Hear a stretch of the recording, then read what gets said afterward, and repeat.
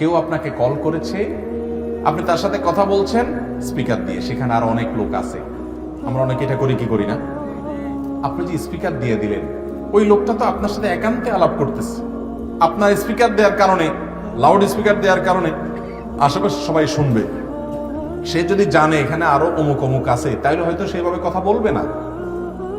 কিন্তু আপনি তাকে না জানাইয়া লাউড স্পিকার দিয়ে দিচ্ছেন, তাহলে তার প্রাইভেসি নষ্ট হতে পারে, সে অপমানিত হতে পারে, অসম্মান হতে পারে, কোন বিপদে পড়তে পারে। আপনি লাউড স্পিকার দিলে তাকে বলতে হবে, ভাই আমরা এখানে কয়েকজন আমরা শুনতেছি, আপনি বলেন। তাকে জানাই দিতে হবে যে আমি লাউড স্পিকার দিছি। ভাইরা, আমরা মনে করি এগুলো খুব ছোট বিষয়, মোটেও ছোট বিষয় না। মানুষের অধিকার, আরেকজনের হক।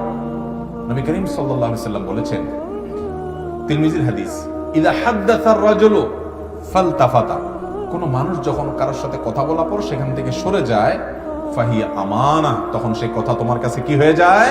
আমানত হয়ে যায়। ওটা তুমি আরেকজনের কাছে তার অনুমতি ছাড়া শেয়ার করতে পারবা না। আমরা তো এগুলো খেয়ালই করি না।